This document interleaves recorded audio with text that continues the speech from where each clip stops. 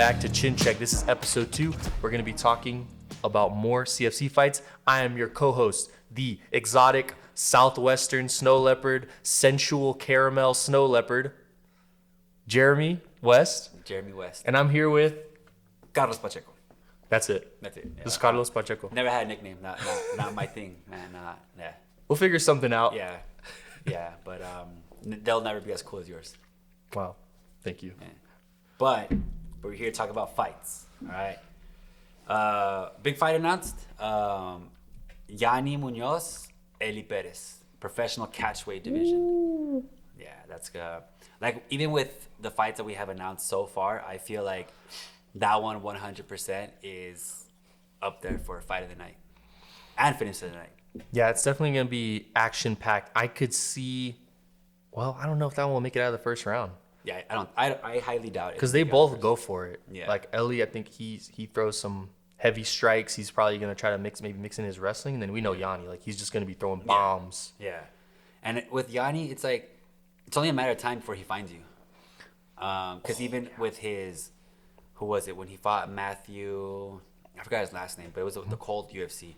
He got taken down over and over and over. And it was just a matter of time before he found that chin and Matthew died. And I remember he was talking. He was like, this is so boring. Get off of me. Yeah, so even when he's getting held down, he's still entertaining. Yeah, exactly. And Eli, if you remember his fight with Jacobo, he just came forward. There was no hesitation. As soon as the bell rang, they met the center of the cage, and he just threw. Like honestly, cornering Jacobo, fuck out of the way. Yeah. Just Jacobo just fights it like that way, you know. He stays in the pocket, right? Yeah, and Eli was just cracking him. So Eli comes forward every time. I only got to see him fight at it was like 2 CFCs ago. He fought Cepeda. Yeah. Yeah, and it was pretty competitive in some moments. Like he was able to get him down, but then Cepeda just his clean boxing was able to win. I feel like what happened with Eli in that fight was he tried to do the same thing he did with Jacobo, and his cardio caught up to him.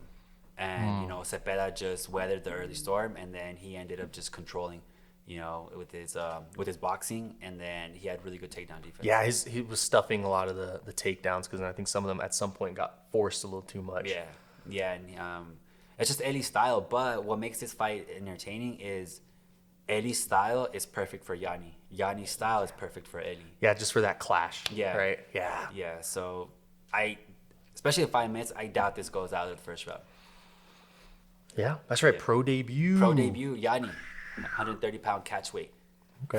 Finally, someone said yes. It took us a minute to get someone to say yes. Even some experienced guys said no, but no, it's a great fight both ways. It's a good debut for Yanni against someone like Eli, who's been in the pros. He already has 8 pro fights. Yeah, so he has a lot of experience compared to Yanni. Yeah, he does. Yanni, I think, has 6 fights, and Eli, those are just his pro fights. Yeah, so it's gonna make for a really exciting fight. Okay, who else we got? We got the Candyman. And we had an EKA. That's right. Yeah, the Candyman, Alex Diaz, fresh off a first round triangle. It was a triangle, right? Yeah, first round triangle, taking on Berumen out in Juarez, and they've trained together. Berumen used to come train with us at Elite, and not that they were best friends, but they've trained together. So I mean, they're familiar with each other's style. They've rolled, they've done cage work together. So I'm excited to see where this goes. And you were there for Alex's fight, for Candyman's fight. Yeah, he's exciting. He comes forward, he doesn't really hesitate. So I'm expecting a really good fight. He's really fast, and he has a good guard, is what we saw. I think he won. It was an armbar to a triangle, right? He armbarred him. The guy went to his back, and he transitioned into a really nice triangle. Yeah, he was scrambling. He was just looking for that armbar. He was switching his hips, and then he failed the armbar. But in a scramble, he ended up, locking in a triangle. Yeah. But yeah, it's gonna, because he's not a slouch on the ground. He's pretty good. And I've seen him. He mixes in his takedowns pretty well. Yeah. Been watching a few of his fights. Yeah, and same thing. I mean, they both have. This is gonna be Candy's 6th professional fight, I believe, and then this is Beru's maybe 6th or 7th as well. So I mean, they've been in there, but that's not even counting Candy's amateur record. They had a long, record. So both these guys have a lot of experience in the cage, in the pros, and I think just stylistically, it's perfect for one another. Oh, yeah. Should be very entertaining because then we'll see some good exchanges on the feet, I'm sure, and even in the grappling. I don't think that's going to be boring, even if they start grappling. No. Because Beru, I know he's going to try to take him out on top, ground and pound, and then Candy's got some good subs. And I will tell you, Beru has like an unlimited gas tank. That guy does not get tired. So it's gonna make for a good fight. I think it's a perfect time for them to meet in the cage. But yeah. And this podcast was brought to you by the CFC Fight Club. Make sure you guys join. You get a lot of perks. Early tickets, fan interaction, and you might even get a say on who gets to fight next at the CFC. Join the Fight Club. Another fight. Big fight just announced yesterday. Out of Zen Martial Arts. Steven Ojeda taking on Gio Meza Juarez. Ooh. Does Gio have a nickname? I think it's El Catrin. Catherine. El Catrin, yeah. What does that mean? I'll look it up. Because I feel like if he doesn't have a nickname, it should be like the Mexican zombie or something. Like I feel like I know what a Catrin is, but I don't know if that's what he's like referring to. That guy, well, I can't say what he does in the back, but yeah, man. Comes forward. He comes He's forward. all action. He Yeah. fought some guy in his last CFC appearance, some striker from the above average striking school, something like that. Oh yeah. I think I know the guy. Yeah. He fought that guy, took him down easy. But then that guy, once he got on the ground, Hey, the fake glove touch. the fake glove was a touch, fake glove that was touch. dirty. The disrespect. So this guy, he's by any means, he'll do anything Oh yeah. to get a win. By any means. By any Fake means. glove touch. He has a certain mindset, Not gonna lie, it was a good trip off the cage. It was a nice trip. It was a nice trip. I did not expect that. But that's another really good fight because, I mean, I don't know if you've trained with Steel, but Steel is striking, wrestling. He's well-rounded everywhere. I haven't got a chance to train with him or see him fight. Yeah. Steve-O, we got to train. We got to spar. you ducking No, me? I'm just kidding. Don't beat me up, please. Yeah. No, he's so creative everywhere. Mm-hmm. And then like he's a wrestler, so he grew up wrestling. But if you look at his striking, he's so like creative. It's just he flows. Mm-hmm. Like real his good. kicks and stuff, too? Yeah, kicks, everything. It's just Mando style. But he mixes it well everywhere. And Gio, like we said, he just comes forward. So just by any means necessary, fake glove touch.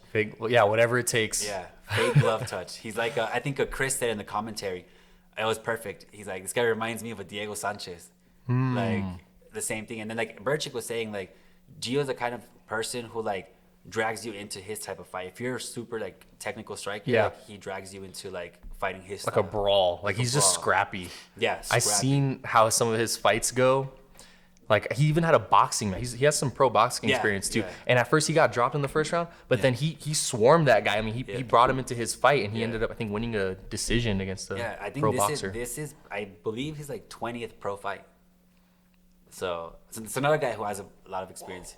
That's another guy who fights every other weekend. Yep. But that's gonna be a really, really good fight. It's gonna be entertaining. As a fan, I want to watch that fight. Yeah, I'm interested to see how it goes. Like looking forward to seeing Steve-O fight too for the first time. Yeah, he's so creative, man. He's good. I used to train with Steve-O back when he was a 135er in the amateur days. Start at 135. King of the Cage, Speaking Rock. And this one's gonna be at what, 55? They're catching at 60. Oh, 60. At Okay. 60, yeah. Steve-O's last fight, was at 85. Definitely not a good weight for him. But, That's right. I he's did coming see down, that one. Yeah. coming down to his natural weight, and should make for a very good fight. Steve-O looks, if you look at his Instagram, I think he's been training. He looks in shape, and Gio's just a guy who's always fighting, so he's always in shape. Yeah. Yeah. And you gotta be careful with those guys. Like they're dangerous. Yeah, they're hard to take out. So it's gonna make for a very good fight. Good chin. Yeah, Steven Ojeda, Giovanni Meza. And then we got one more, And then right? we got one more. And making his comeback not his comeback. He just fought last one. But John Calderon, El Paso native, out of Phoenix, Arizona now, taking on Polar Urchurutu. No, wait. Brandon Polar Uruchurtu. Taking on Brandon Polar Uruchurtu. Uruchurtu. I keep messing it up. My bad. Yeah. But that's a guy who has a ton of experience. He's fought in Luke's multiple times. That's probably one of the biggest promotions in Mexico. But John, though he only has 2 pro fights, his experience, he's been training forever. Yeah, and you've trained with John, right? Yeah, John grappled with him. Yeah, It's John, really good. very good jiu-jitsu, striking, has power for 135. His last fight, it was going well. There was a weird little controversy with the time I feel like that kind of like, you know, took his momentum from him. Ultimately, you know, he got caught by Cepeda, but John's, you know, he's composed in there. He's super experienced, and Polar, like, he just has so many fights where his experience is. Yeah, I just think he's super comfortable in there, and he's good everywhere too. Yeah, you could tell he's well rounded. I've seen his fights, and he likes to grapple. He has some pretty good highlight reels too, where he knocks some guy out with a knee. Let's say to check that one out if you haven't.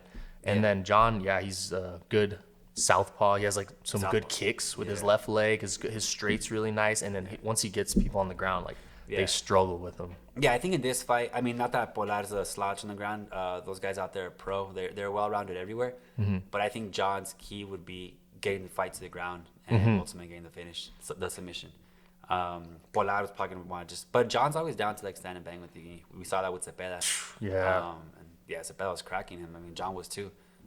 They both got in good shots. Yeah, it's gonna make for a very entertaining fight because they're both well-rounded and just comfortable anywhere. But I do think John will look to get the fight to the ground. Yeah, it's probably the best course of action because I've seen his top game is really good. Like his ground and pound, how he controls, how he flows, takes the back really well. Yeah. So he has like his transitions are really clean. Yeah, it's gonna be good. So, and to top it off, Travis Arellano, Woody Chavez. That's a good fight. Yeah. So this pro card is being built and it's looking really good. Yeah, we got some more fights to announce soon. I'm working on those, but so far what we have is just really good fights, man. They're just super entertaining, fan friendly. Credit to the matchmaker. Yeah, that guy's good. Whoever that guy is. That guy's great at his job. But no, man, I'm really looking forward to all of this. But out of those that we mentioned, I just think Eli versus Yanni is going to be the fight that fans are going to leave remembering. I think something crazy is going to happen in that fight. Yeah, and by crazy I mean a knockout. They're probably going to catch each other. Someone's going to end up getting a knockout though. Yeah, someone's going to sleep for sure. I know we always say that, but this is just a type. Like Yanni's has 100% finish rate. Eli just comes forward. Yanni's been knocked out before. It's like whether he wins or loses. Yeah. Right. Yeah, they both fight the same. Yeah, so I think that's definitely a fight to look out for. And remember, guys, CFC 6 Proving Grounds, April 25th, El Paso County Coliseum. Yeah.